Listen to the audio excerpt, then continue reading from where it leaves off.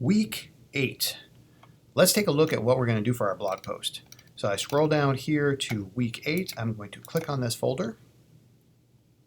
And inside here we have the video you're watching right now.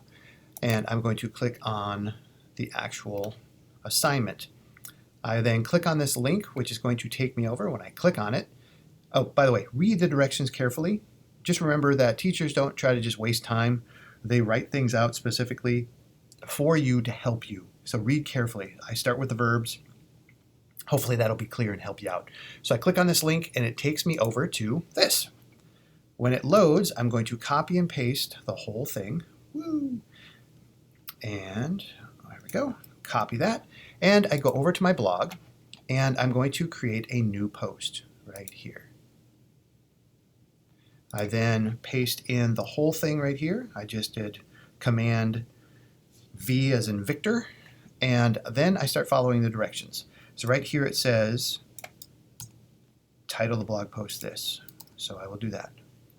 I am going to delete, then I delete my directions as I'm doing them. Place a Creative Commons image at the top. That is already here.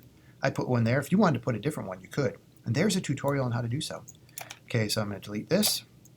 Review examples. I don't have any yet because nobody's done. And then delete all of my directions. Okay, and if you want to delete this right here in this space, put the cursor, click right here to the left of the picture and then hit the back button or delete. And there we go. So summary, write this last. So I'm going to move down to the practice room. This image is to help you understand where these resources are. You click here and it takes you down the page when you're at Celtics to these materials.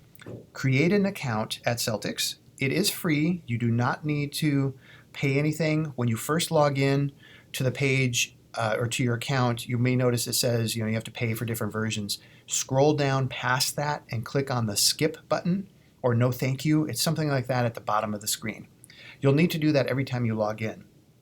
You can have up to a few different projects at a time that you're working on, and whenever you run into a limit, you just delete one of your old ones and you can make another one.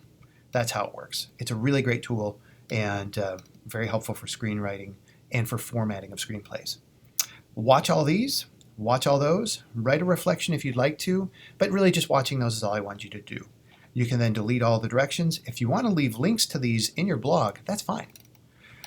Down here, what I want you to do is watch the next and participate in the next exercise at Sneak on the Lot, the basic filmmaking. Do that. It should take you less than 60 minutes. Write a brief description of your work today. Delete all my directions. In the laboratory, I want you to get outside. Actually, I want you to set a timer, and I want you to write down as many things that create tension in your life, and just write those here. Okay? Little things, big things. But remember, this is a public blog, so do not write things that you're not comfortable sharing publicly. So don't get too personal. Just things that are frustrating, from weird noises to siblings at times when they do things. Just things that annoy you or that create tension in your life. Story is built around tension. This is an exercise in creativity. Then I want you to go outside, take a walk. And I want, the ideas of tension are going to be in your mind as you're walking around. Set a timer for 15 minutes and go for a walk. Okay? Then, when you come back in, I want you to write down as many scenarios where you have a protagonist against an antagonist with a desired and the desired outcome for the protagonist in one sentence. So here's an example. Someone fighting someone or something for something. Okay, see how that is? So if, an example I used earlier, you get up to have cereal and there's no milk.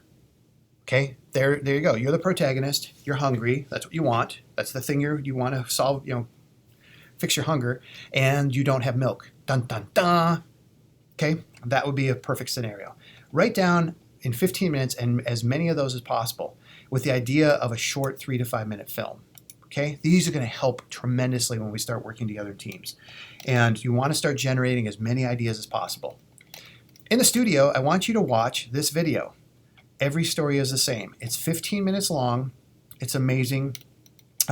If you want to write reflections, if you want to write a reflection or something here in this part of the blog post, feel free to do so. But because the video is 15 minutes, I just wanted to honor your time. But again, if you want to remember stuff, the best thing to do is write a few things, but do something. When you do something, it helps galvanize the learning.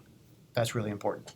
You can leave this graphic in there as well because this is something I made based on the video that I thought is really helpful for building story structure that's really powerful. Then briefly write what you learned this week and a problem you solved, at least one. And I want you to start documenting that because it's going to help you with your process. And this shouldn't take more than 2-3 minutes.